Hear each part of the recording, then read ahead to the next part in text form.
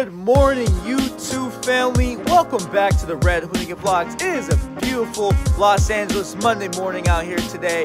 This video is all about me trying to choose what car I want to get next, what build I want to do next, and what project I want to do next. So please, guys, make sure you watch the video, make sure you like and subscribe, and keep following the journey. It's only going to get bigger, it's only going to get better, and just more and more outrageous. But again, guys, help me choose what car I want to have next. Maybe that car will be a Vette. Could be a GTR too. Maybe I get a Supra, or maybe it's something different.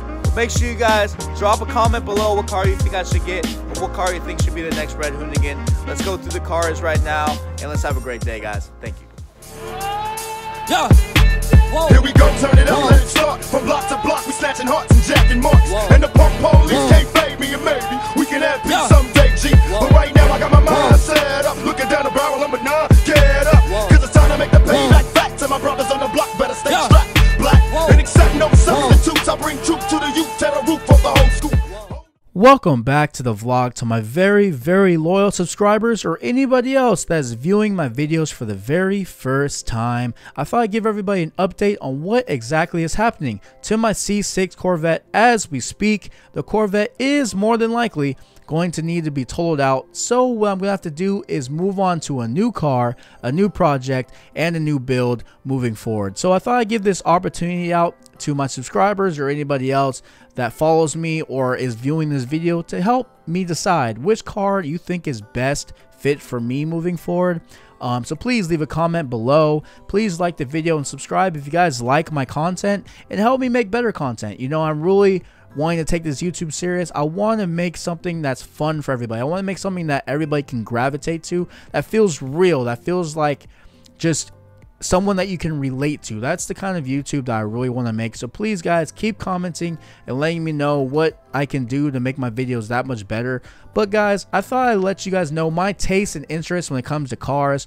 First of all, I'm a very big Corvette fan. I've always been a Corvette fan since I was a kid. That's why I bought my Corvette C6, and that's why I built it the way I built it. I love the performance, I love the sound, I love just the style, I love the look, but overall I love the price that you're paying to get out of what you're really getting from the car. It's a really fun car, and that's why, you know, I've been looking at a newer Corvette. I've been looking at a C7Z. I've been looking at a C7 Grand Sport, the newer Corvettes that come out. I've also been looking at the new C8 that might be coming out within the next year or two. So I've really been looking at the Corvettes and trying to decide which Corvette to get. But I have some friends that tell me, hang on, check out some of our cars, check out some of our products and build, and just see if maybe these cars will fit for you. I have a bunch of friends that own R35 GTRs. I have friends that own MK5 Supras.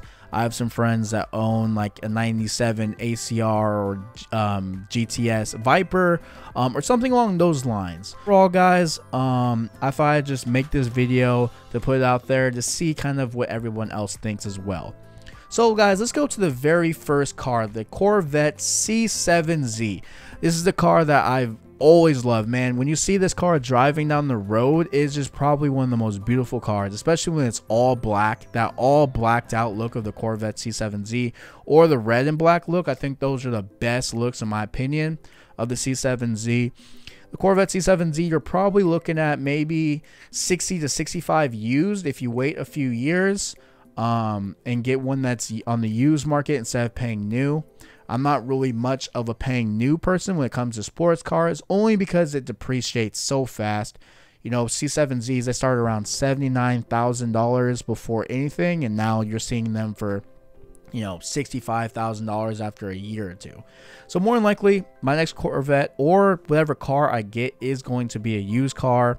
But anyway, guys, this Corvette C7Z is the LT4 motor and engine. It's fully built. It is 650 horsepower, 650 torque. Everybody knows the power specs of these cars. Everybody knows just how special they are. But to me, my next car, I really want to be a stick shift. And that's the reason why maybe some cars I talk about later in the video might not work for me. But I'm a very big fan of a manual. My last Corvette was actually an automatic, and my Subaru WRX is a manual. And so the next Corvette I want it to also be a manual. I've already done the automatic. It's fun. It's probably faster, but it's not as engaging. It's not as you're just not in tune with the car. You don't have the most control of the car. So that's what really kind of pushes me towards a manual, is just that feel of really the engagement of the car. But guys, I've been looking at C7Z and a Grand Sport very closely. Both of these cars look great. The only decision is really kind of like a long-term wise. You know, I'd consider a Grand Sport only because of the fact that the Grand Sport comes with no cooling issues and heating issues. I know that's a big issue with the C7Zs, is, you know, the cooling and heating. Mainly because I want my next car to be a car I take to the track, and I also want to have fun with it. I want to take it both track and city. And I live in California. It easily can get to 90 to 100 degrees out here. So the cooling issues is a cause for pause. But it basically comes down to, you know, between the two, the Grand Sport, it comes with 460 horsepower, 465 pound-feet of torque at the crank. I know that seems like a lot of power for most people. My last Corvette was about 475 horsepower to the wheels, and that was an automatic. So you're looking at probably a good 100 horsepower, 100 torque more in my last car. So it's going to be kind of tough for me to go from a car that was faster to a car that is slower in terms of power. I know the Grand Sports handle amazing. I know they handle great, but that's also things I've upgraded on my Corvette as well. So for me, it's going to be tough to figure out if I want to go the Z06 route or the Grand Sport route. Now, I've talked to a bunch of buddies that own the C7Zs. They said that they haven't had heating or cooling issues with their cars, other than one person that said he had an overheating issue, but that was, I think it was a 2015 Corvette. A lot of my friends that have the C7Zs, that have the 2017s or newer, and they tell me that they fixed them and they haven't had issues with them yet, but that's something I'm also thinking of. So I'm also throwing out the possibility of getting the C8 Corvette. I've been very staying in touch with what is going on with that car. I think the car is going to be very revolutionary. I think the fact that you're taking the best of both worlds, you're taking basically Corvette performance and mid-engine Porsche-like, and you're kind of combining them to create an ultimate car. I think that's what Chevy is really going for with this this new trend of the mid-engine, the twin turbo. It might be no one exactly knows officially what it's going to be yet, but it is highly suggested and rumored that the car, you know, may have up to 600 to 800 horsepower through the twin turbos, or maybe 1,000 horsepower variant. The big thing on that car is going to be price point. The price is going to be very key. If the base model for the C8 is anything higher than $70,000, you may actually see a rise of prices on the C7Zs go up more, simply because, you know, unless the base model comes with, I'd say, at least over 500 horsepower, people are going to look at it as it doesn't make sense to, you know, get this over getting what is already a better bang for dollar. Moving on, guys, I've had a bunch of GTR friends for a long time. Now, GTR is probably my second favorite car of all time, to be honest with you. It's a car I've always dreamed of having. It's a car that I've always considered very highly on owning.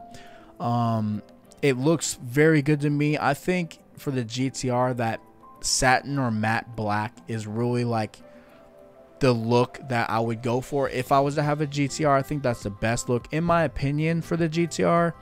But the GTR, you can't go wrong with the performance. You can't go wrong with just the car itself and how it performs. But the main thing for me is if I'm having a car for a long time, the maintenance costs. Now, I've had a bunch of buddies who have had to take their cars in for brakes or for other issues that happen with the car, and the maintenance is the main thing that really costs them a lot and costs them really an arm and a leg when it comes to getting work done in the car. Now, I understand if you're paying for, you know, an expensive car that's $60,000, $70,000. I understand that maintenance is going to be obviously more than the car that's $30,000, $40,000, $50,000, but it's also into my process of choosing a car, it's really the price point of what I consider the best bang for dollar. But no questions asked, when someone has a GTR, it's a very enthusiast car. It's very like, only car enthusiasts go and buy GTRs. You know, the thing with the Corvette that really hurts the Corvette sometimes is it's seen as, if you see Corvettes going down the road, you see it as an older person driving it. You see it as the retiree car. You see it as a midlife crisis car. When you see a GTR, you see it as, okay, like, this is the younger crowd. This is the opposite of the Corvette. It's very similar that they're competing against each other, but the buyers are actually quite opposite. Yet the Corvette is a more affordable car than the GTR, which is very interesting. But that's kind of just how they've been modeled and how they've been just branded as of late. Now, I know Corvette is trying to change that, I believe, moving forward with the C8 Corvette, but I still believe that the GTR is more of the younger person's car than the Corvette. If you disagree, please leave a comment below, but I personally believe if you put 10 GTR owners at random and you put 10 Corvette owners at random, I believe that the age would be much younger for the GTR. So that is more of kind of a little bit background as far as the GTR. But the GTR, every time I've seen it, everyone knows it's an iconic car. Everyone knows the legacy of the GTR and the overall brand of it.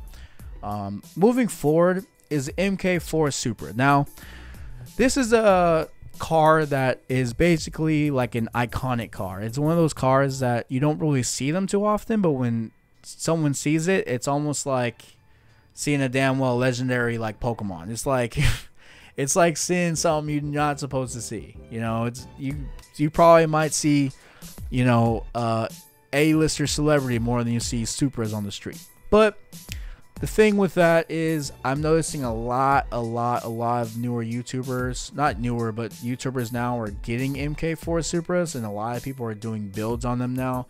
So I feel like they're starting to kind of, everyone's kind of just getting one. So I don't want to just get one when everyone's got it. Especially those in my age bracket on YouTube are getting it. So I'm kind of looking at getting a car that is, you know, maybe different from the age bracket of people who are doing these videos, and just my style and overall presence. But the MK4 Supra, you can't go wrong with that. The MK4 Supra is an amazing vehicle. It's very reliable. You can throw power at it, you can throw, you know, money at it. But the thing is, they cost $50,000 to $60,000 used if you want a good condition one, and then you're gonna still have to put more and more money into it. So my logic is, okay, if I'm getting, you know, if I'm paying $60,000 to $70,000 for this car, should I get this over a GTR? Should I get this over a C7Z?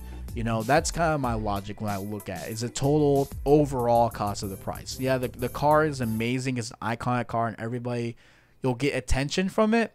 But overall, the interior of the car, the quality of the car, the overall everything of the car, can I put both, you know, all a MK4 Supra next to something else and really feel like, okay, if I had to drive this every day, or if I had to have this for multiple years, and another 10 years down the line, would it still have the same styling and still feel the same way? Especially with the new MK5 Supra coming out. That'll be the next car we talk about. But again, guys, that's things I'm thinking of, is kind of like getting a car that isn't necessarily just for the publicity of it, but also a car that I can really enjoy and really have fun with. The next car on the list, guys, is, like I just talked about, the MK5 Supra. Now, the MK5 Supra is a car that I probably followed for at least, I want to say, 2 years now. The Toyota is still yet to unveil anything on the car. They've been camouflaging it. They've been keeping under wraps. They've had test drives. They've had everything on the car, but they have yet to show anything of the car. The only thing that, as of right now, is pretty much confirmed is the fact that it's going to be an automatic. It's looking like it might be, I think, the ZF 8-speed automatic. It's looking like it might be the engine from the BMW series, producing around 350 to 382 horsepower. It might be just under 3,300 pounds, and it looks like it's going to be a very good handling car. Now, for me, the issue with this car for me is the fact that the car, as of right now, is rumored, keyword rumored, to be around $62,500 or $62,500. That's a lot of money. That is a lot for that power range. You know, for $62,500, you're getting a brand new ZL1 Camaro. That's, you know, in my opinion, a much better bang for dollar. You know, $62,500, you're getting a used C7Z, or, you know, a little less, you're getting a used Grand Sport C7. You know, so I think having that price point will be very difficult for the Supra. I know people will buy any car, and there will be people that will pay for it. But I believe that that price point for that figures, and it not offering a manual, and just it being where it's at, it's actually now strictly a two-seater. There's no 2+2. There's no back seats of 2. It's just two-seater. So your insurance is going to be just a two-seater. Your space is going to be just a two-seater, and you're really competing against the other two-seaters in the market. So that's going to also be something that's going to be very difficult. Now, it would be a lot of fun, you know, to have one of the newer Supra MK5s never comes out and do vlogs on it. I think that would be pretty cool.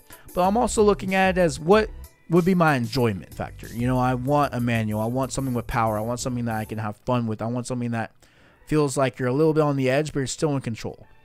I have no idea how the Supra is going to be, but from the videos I've seen, to me, to be quite honest, it looks like just the next form up from maybe like a FRS or a BRZ. I could be completely wrong, and like I said, I've followed a lot of the forums. I've been following the forums for at least 2 years now. I know there's a lot of people on there that have insider information or knowledge. I'm not going to put their names in this video, but I know a lot of information that's being thrown out there of this car. No one really knows exactly what this car is going to be. I'm only just going off of what I am seeing from the forums, from the videos, and from sounding of the car. If what I see from the car is going to be a 63,000 MSRP, and you know it's going to be marked up, which means you're paying well over 70 grand for this car for what you're getting for the car, it doesn't seem like the best price point to put your money, in my personal opinion. That's just me. I think if this car came out at $45,000 to $46,000, with that, I think it would be a perfect price point. Overall, just I think these cars are the cars I've been considering the most in terms of what I want to get. Like I said, I just want something that's fun. I want something that I get the best bang for dollar for. I want something that's going to look amazing on the road, but perform on the road and also perform on the track. I want something that I can build. I want something that I can have for a very long time. You know, I planned on having my Corvette C6 for whenever that thing just wouldn't run anymore. So I'm very big on having a car and keeping it long term, not having a car and keeping it for maybe a year, then getting rid of it. Like I said, I love GTRs. I think GTRs are, it's my second favorite car that's been made. Everyone knows my love for GTRs. I even said on my Instagram multiple times I want a GTR.